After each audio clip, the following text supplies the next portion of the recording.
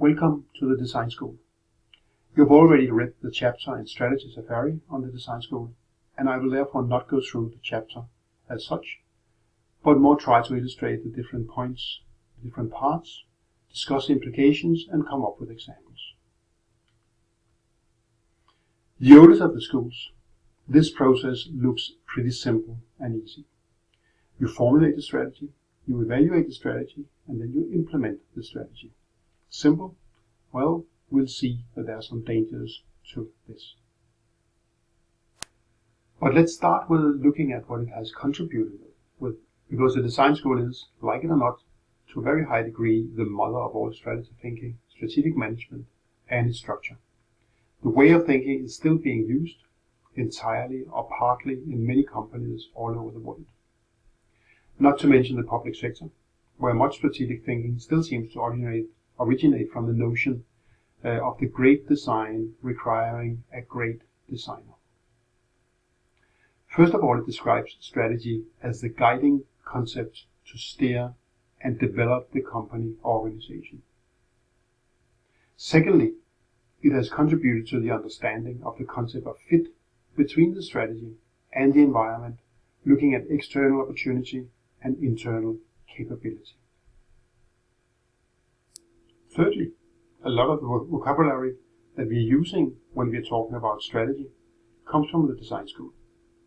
The most used example of that is probably the SWOT, which we'll return to later.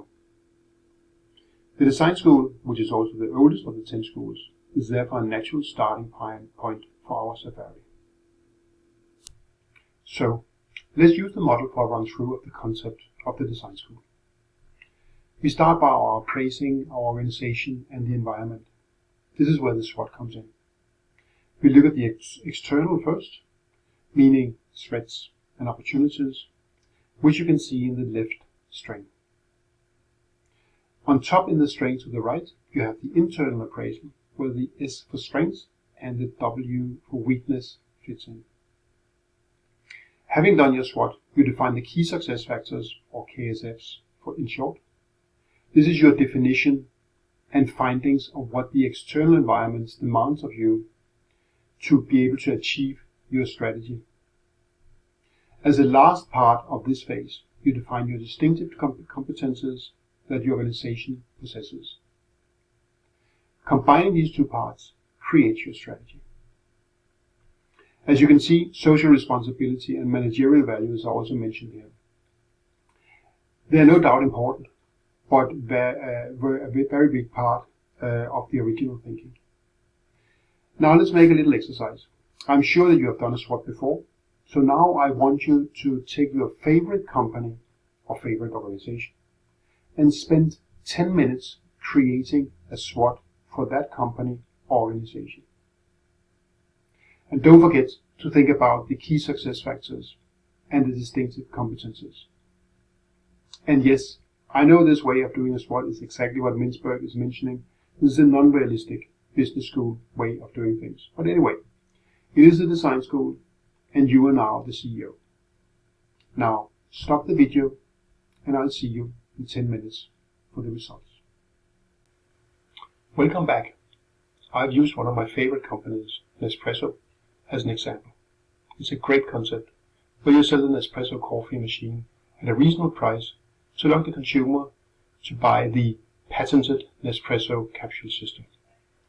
The machine is easy to use and produces a broad variety of very good coffee. Supported by a limited number of Nespresso shops in the chic areas of the biggest cities, a two-string sales and distribution system, the shops and the website, a members club, and great advertising with George Clooney, sales have increased tremendously during the last 15 years, and is now worth more than 3 billion Swiss francs in sales for Nestle. But the patent on the capsules ran out some years ago. The competitors became more aggressive, and there is more focus on environment. So a SWOT would in this strategy school be a necessity. You should see the SWOT as a general aid to get an overview of a situation. And make sure to make measures and criteria explicit when you work with it. A SWOT has a tendency to become a long list of 1 or 2 word sentences. You have to describe the issue in a meaningful, understandable sentence. Also, make sure to identify the key parts and to prioritize your findings in the SWOT. You won't be able to focus on everything. Ask your external partners for input to the SWOT. They often know more about some of the areas than you do, or they're able to substantiate the information and make it more specific, which is very important. Finally, explore the relationships between the S, the W, the O, and the T's. Based on that, you can recommend a new or modified strategy. We'll use the Nespresso SWOT a bit later to illustrate. Let's say that we now have created our strategy, or rather a limited number of possible strategies. An important part of the design school is then that these strategies need to be evaluated, and that has to be done from strict criteria. The best approach in this was developed by Professor Richard Rummelt, coming up with these 4 criteria that you see on the screen. Let's have a look at them. And let's take Nespresso as an example using the SWOT from before. First of all, there's consistency. It's important that the goal and objectives are mutually consistent. Goals are general guidelines describing what you want to achieve, while objectives are the activities that will result in a specific outcome. As a strength, I identified that Nespresso is a well-established, worldwide, premium, exclusive brand. While a weakness was increasing pressure from machine sellers to decrease the prices as the uniqueness of the product is perceived as going down. If one of the goals is identified to be continue building Nespresso as a premium brand, it will be difficult to defend having increased use of discounts with machine sellers as another. The second one is consonance, an adaptive response to external environment, in accordance with each part and able to answer what is happening externally. Concerning Nespresso, there is a pressure to get rid of the alu capsules, and at the same time, some of the producers of the fit-in capsules are using biodegradable materials for their capsules. Nespresso believes that presently only the alu capsules can keep the quality of the coffee, but also know that they have to solve the issue eventually. During the move to get rid of the alu capsules, they have therefore decided to set up a recycle operation where the consumers can return the used capsules in the nearest Nespresso store. The third one is advantage. Strategy must create or sustain a competitive advantage. Nespresso had a sustainable competitive advantage for quite some time, a patent on the capsules. Looking at the SWOT, that is obviously not the case anymore. So can they create a new advantage and make it sustainable? The Nespresso Club and the maybe closeness to the consumers could be it. But to find out and to make an objective smart, we would need to know more about the number of members, demography, shopper patterns, etc. And finally, feasibility. You can't use more resources than you have or can get. Neither can your strategy create unsolvable problems. Let's say that Nespresso, to be able to fight the fit-in capsules, decides to sell their capsules in the supermarkets. It's of course a terrible idea, but anyway. That would mean that they, for instance, would need a sales force and key account managers. They don't have that resource or capability in Nespresso, but they could probably buy into a Nestle sales force. But that would push the issue of resources and focus to Nestle, and they might focus less on selling confectionery or culinary or Nescafe. Now, let's then sum up the assumptions of the design school before we turn to the critique from Mintzberg. First, strategy formation should be a deliberate process of conscious thought. It also means that action must flow from the reason. It means that the effective strategies should depend on tightly controlled thinking processes, and that the process in itself has to be learned formally.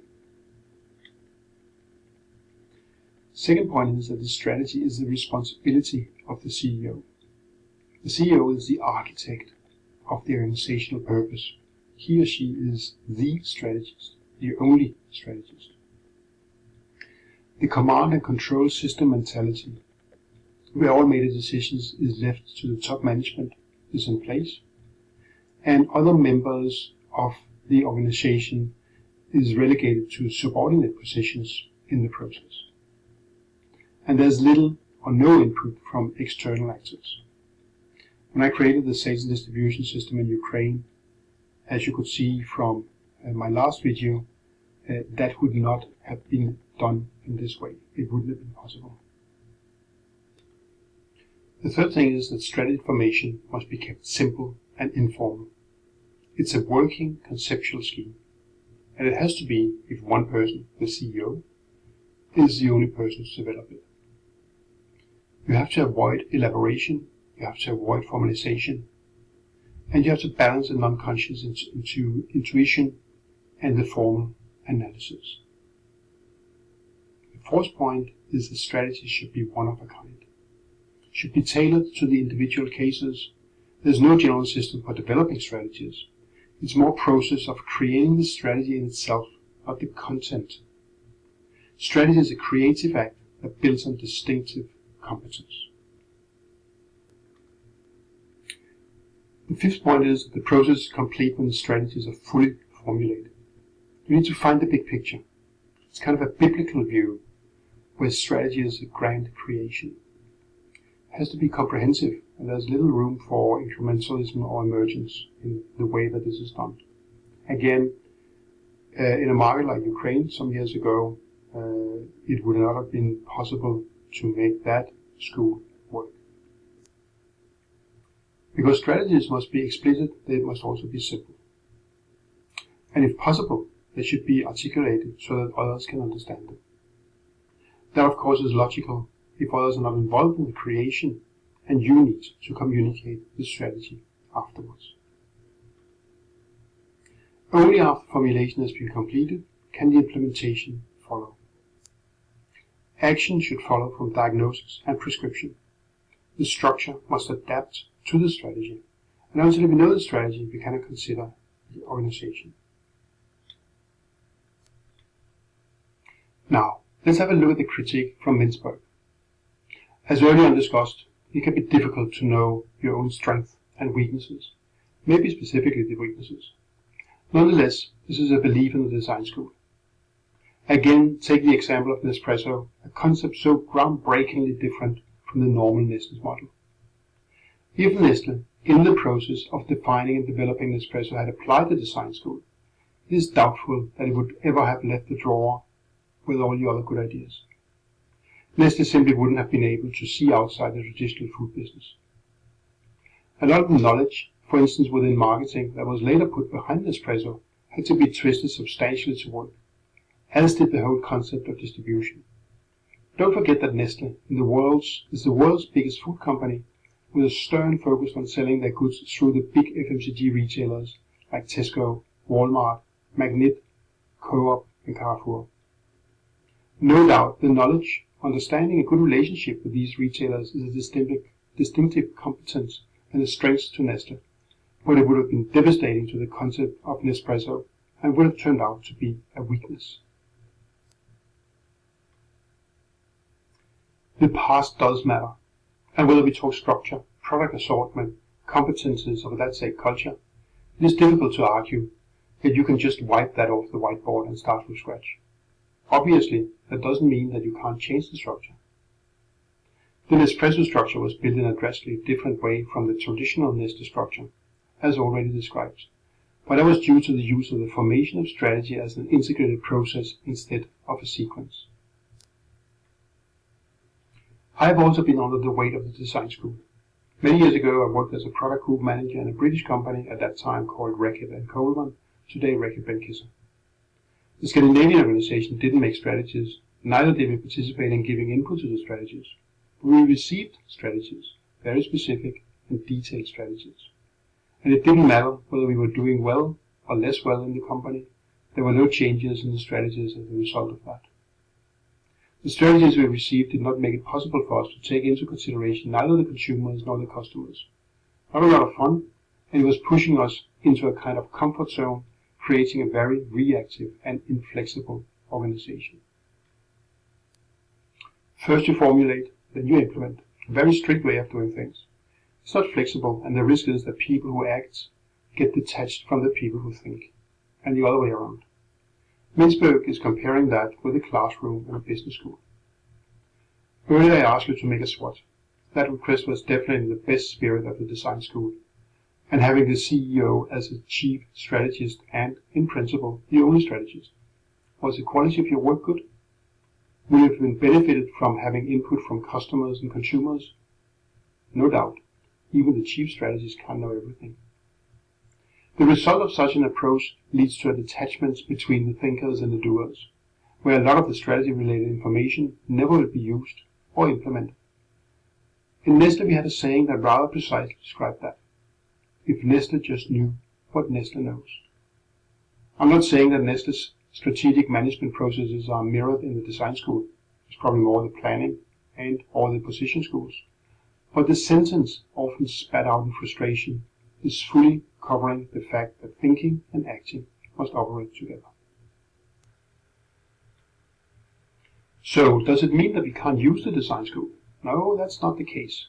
Apart from paying tribute to the vocabulary, the strategy fit to environment concepts, and the whole idea of using strategy as a guiding concept for the organization, there will be certain conditions where this school might fit. Think about it, and let's discuss next time. See you soon again.